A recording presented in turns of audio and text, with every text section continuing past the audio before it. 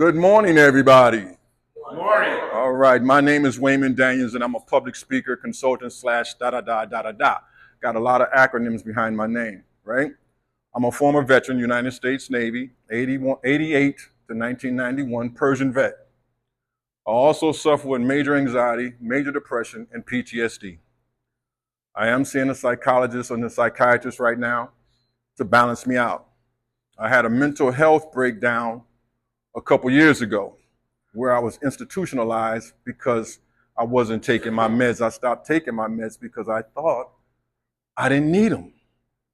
But when that stress came, Buffalo VA Hospital, here I come. I stayed in there for 90 days until I got stable. I still take my medication to this day. I'm always take my medicine. I just talked to my psychologist who prescribes medication, but they said we're going to wean you off once we see that you're doing better. And what I'm talking about with that, the only reason they're going to wean me off is because I'm working and talking to them about my issues. I'm doing the mindfulness exercises, right? This just happened the other day. I was sharing it with someone on staff the other day. I have a 7-year-old daughter. Boy, she got a lot of energy.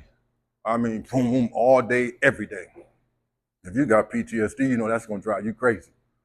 Got anxiety, it's going to drive you crazy. So I felt like my head was going to explode. I talked to my psychiatrist and told her.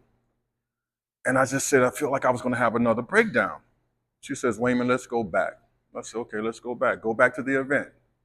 I went back to the event, my daughter running around with all this energy. Then I went to the emotion. The emotion was, man, I'm about to lose my mind. She says, now go back again and look at yesterday. Did you make it through yesterday? I said, yeah. She said, how do you feel? I say, I feel confident knowing that I can do it again today. That's the same way with recovery.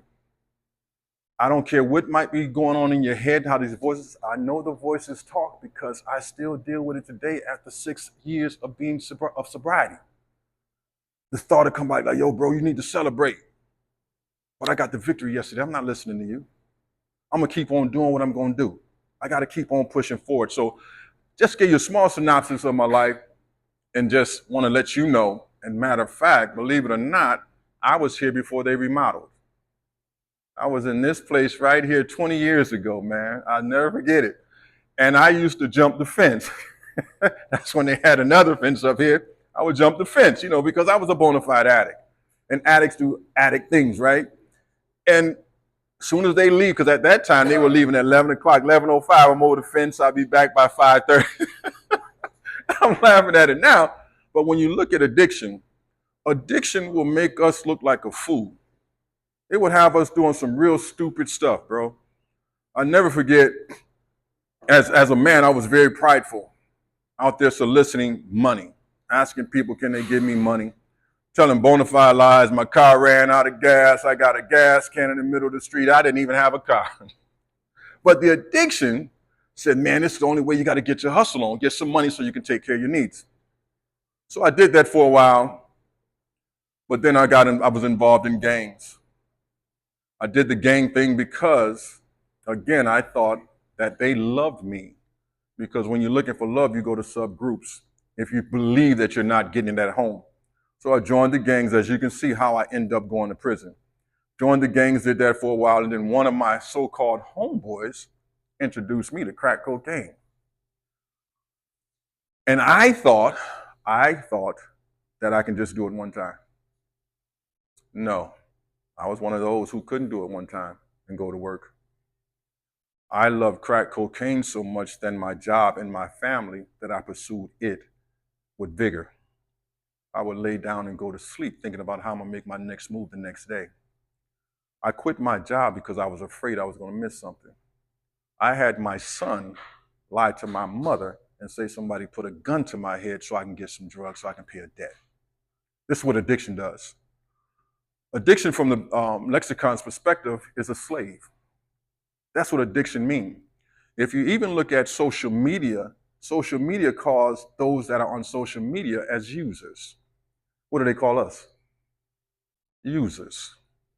See, so in other words, I want you to be mentally and psychologically enslaved to something that you can't even control it. But I'm glad you're in this program because now we can work on our antisocial behaviors, bro. Check this out. I heard people talking about their kids not speaking to them. I got 2 kids that don't speak to me after being home since 2008. Right? Wayman, how can you still be who you are and do what you do? My emotions in my life is not based upon how they feel about me. As long as I made amends and I'm at peace with where I'm at today, it's no longer my issue. You're 34, you're 27. Let's talk about it. So if you take 34 and 27 and subtract that from 2008, you've been holding on to this for a long time. Don't allow your children or anyone to put you into a self-imposed incarceration where you take on their weight and they make you feel bad and you hold on to it. Man, I should have been a better dad. I should have been a better father. I should have been a better son. I should have did this. I should have done that. How many people believe in time travel? I do. Don't nobody, just me and somebody else, believe in time travel? Well, I'm going to show you how time travel works because it's real. Can I digress and go back to 2007? 2007, my 12-year-old daughter came to visit me in prison. And she sat in the visiting room and said, Dad, I want a man just like you. I'm like, yo, bro, I've been in prison. I've been drugging, gangbanging. I've been deceitful to your moms. I left the visit and had to rethink myself, right? Now, that's time travel. I just went back to an event. But if I allowed that event to keep me from being who I am today, I just put myself in mental incarceration because of guilt and shame. I'm past all that. That was then, this is now. We all do time travel.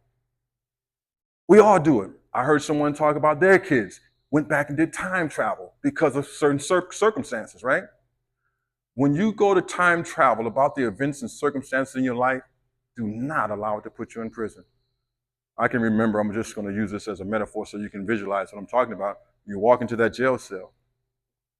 You can either close the cell or open the cell, emotionally or psychologically. I said, I'm coming out this cell. Self-incarceration, I was doing it to myself with guilt. Man, when I walked out that cell, I'm so free now. Even though my other 2 don't speak to me, guess what I did this morning? I sent them a voice message, even though they don't answer the phone. See, I'm free. You can hold on to it all you want to. I don't care about this. See, cross all this stuff out. That's who I was. But I'm human. This is who I am, right? So I was here 20, 25 years ago, man, and I enjoyed the program. I went 1, 2, 3 up. And then I started to stay next door when it was all men's, well, for everybody, because at that time, only one was here was men. 1, 2, 3, I am somebody. All right, I like that. I am somebody. And I had to keep telling myself that. I was misdiagnosed as a child. I was told I was going to be a bum, an alcoholic. I was going to never amount to anything. I was not only dumb, but I was super dumb. And guess who told me that? My uncle, family members. And I became what they said about me. I was only 12. Can you imagine living in a household where this is being repeated to you almost every day? But I equated that attention to being loved. So guess what? I continued to be bad. But you understand, I said it was a misdiagnosis. So when I went to prison, I sat down and said, you know what? I need another diagnosis. And that diagnosis came with monologue. I started talking to myself. Man, you are somebody, you great. You don't go by what somebody else label you as. You label yourself and determine which way you're going to go, right? So when I went to prison, I went and got my associate's degree because I dropped out of school. I dropped out in the 10th grade and have not one credit. Not one credit. 10th grade, don't repeat it the 7th grade twice, 8th grade twice, the 9th grade twice. I was 19 in the 10th. And I said, hey, I'm getting ready to go to the 11th grade. My counselor told me the truth. She said, man, you ain't graduating. You don't even have not one credit. I said, whoa. But it wasn't their fault. It was my fault because I didn't take pride in who I was, right? What I'm saying to you is we can change. Change is hiring, right? Change has the greatest benefits in the world. And a lot of people say, I want a great job, but that great job starts with you. Let change hire you. It has great benefits. You get some of your family back. You can walk up with your head up high, and you can open doors that you thought once was closed. I thought I would never, man. I go do speeches for the GIVE Gun Involved Violence Elimination Program, parolees and probationers, and I sit in the room with all these cops, probation officers, parole officers, and the DOC people being there. I never thought I would be in there giving presentations. Now, I used to run from you. Now we working together. See, life can change. I got 4 felonies. Your life can change despite your circumstances. I heard someone say, I have a plan, but a plan and information is not enough.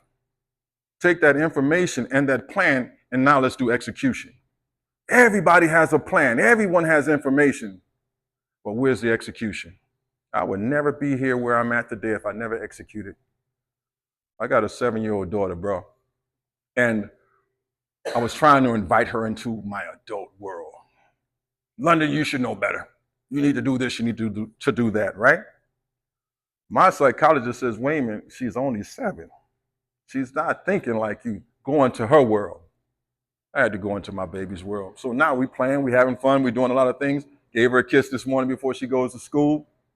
And it feels good because I took off that mask of machoism. One thing that I'm going to say that we get caught up in, we only get seen as being a provider, what we bring home. But when you become a comprehensive man, you can be emotional. You can show love. You can be a nurturer.